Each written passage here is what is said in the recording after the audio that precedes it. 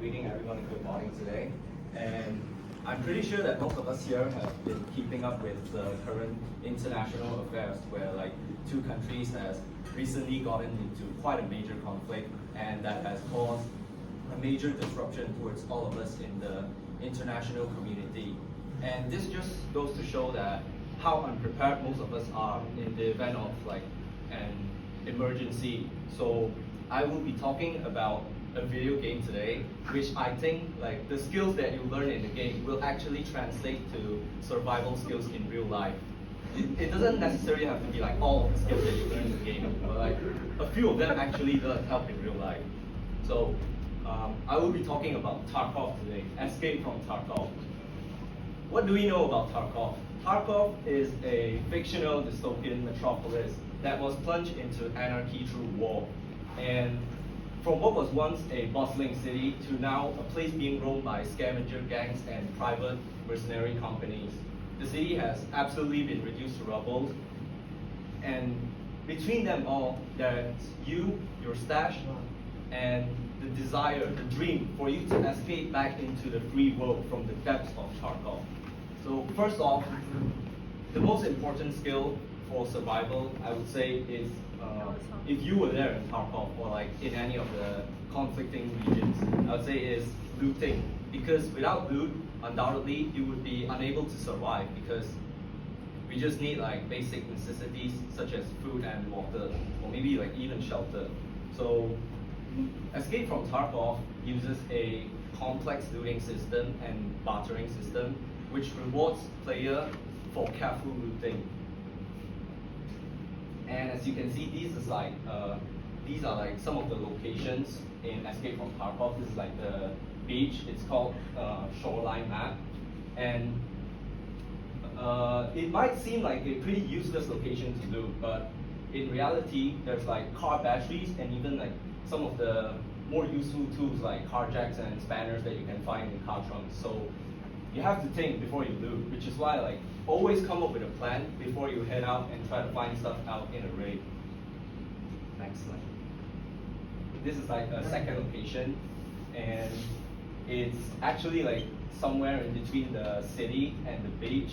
So it's like you can see there's like power grids here. It's called woods here, and I would say this is like actually a fairly good spot for us to set up a base, because you are in close proximity between the beach and the city. So whenever you need resources, you can head into the city, or if you actually manage to gather enough supplies for you to escape out from Tarkov, then you can head to the beach and escape. Maybe this is too dark.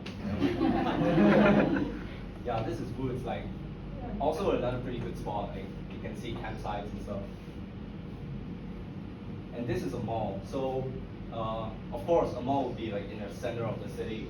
There would be a lot of resources here, a lot of different like basic supplies, but I would say most people wouldn't pick this as a prime spot for setting up their base, just because that it is such a high traffic area, and you're definitely gonna run into like scavenger gangs, or maybe even get yourself in danger here. Just stay close to around this area and only come to this place when you actually need the resources.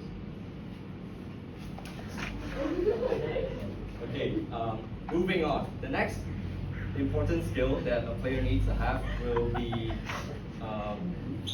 like managing your loot, which is why in Tarkov there's like the stash system where players get to keep all of their found in raid items or like loot in their own base, which is why most players need to have like a higher discipline level in organizing themselves, because you wouldn't want your stash to end up being cluttered just like this.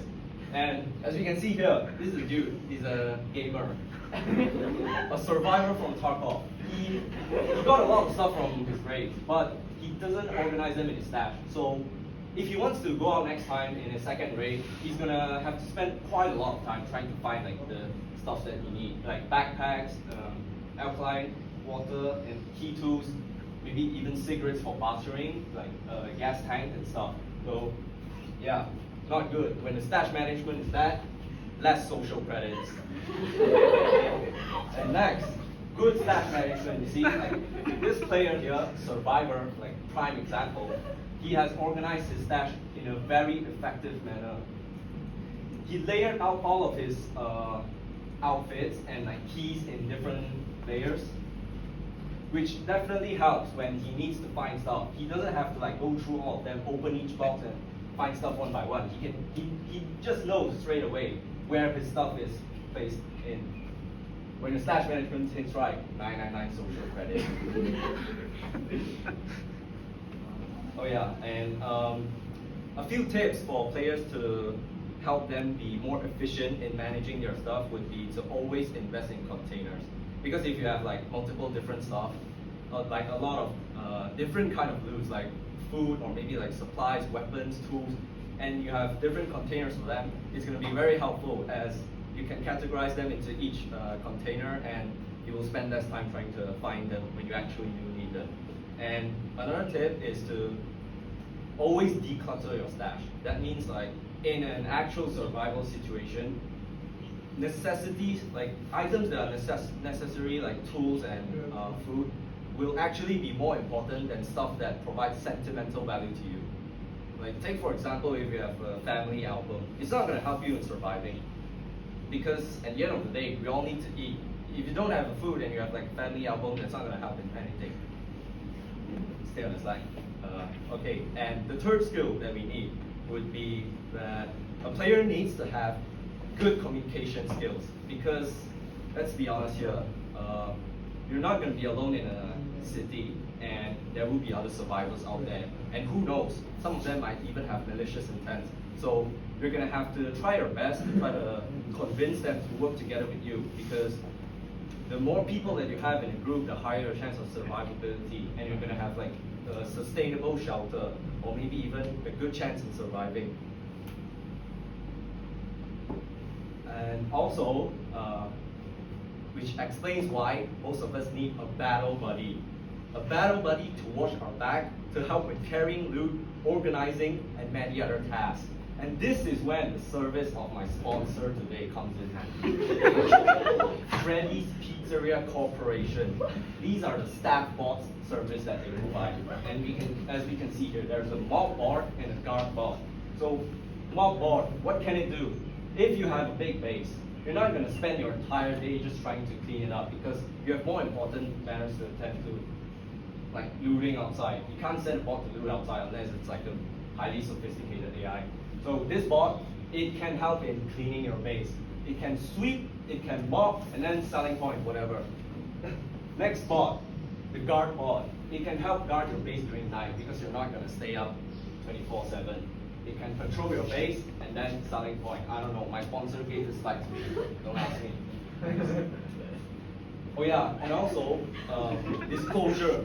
Freddy's Pizzeria Corporation will not be held accountable in the event of a malfunction, and all the damage suffered by their bots will not be covered by warranty.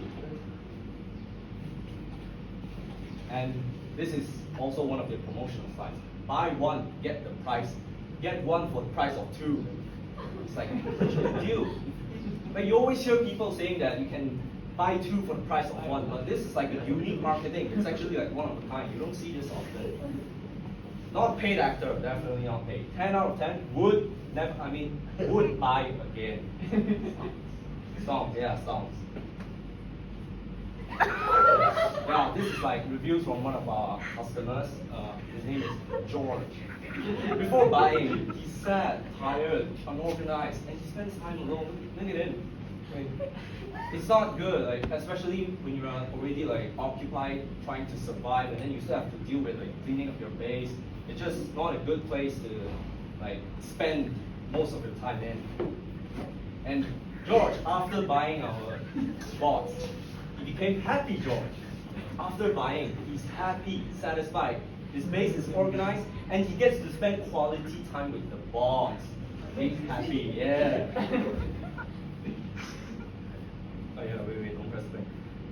So, after you have gotten the service of our sponsor today, and you have mastered all 3 skills that you need, then like in conclusion, we're gonna have high discipline skills in organizing ourselves, not just like our stash, but each of us as an individual, which gives us a higher chance of surviving. We can also have a better communication skills, which helps us in convincing others in joining us, like our team, to survive, because our end objective is to escape out from the city. And the last skill would be for us to know how to loot, because if we have a plan, then each of our raids will be more efficient, and we won't have to end up outside trying to figure out what we need. So we should always get that done before we head out. Just like in real life, before you go out to a mall to buy stuff, you come up with a shopping list so you don't end up getting sidetracked and buying unnecessary stuff. Because if you're out there trying to survive, scavenging for stuff, you wouldn't want to pick up stuff that you actually don't need and just end up slowing down yourself and giving away your position. And this is an Easter egg for the last slide.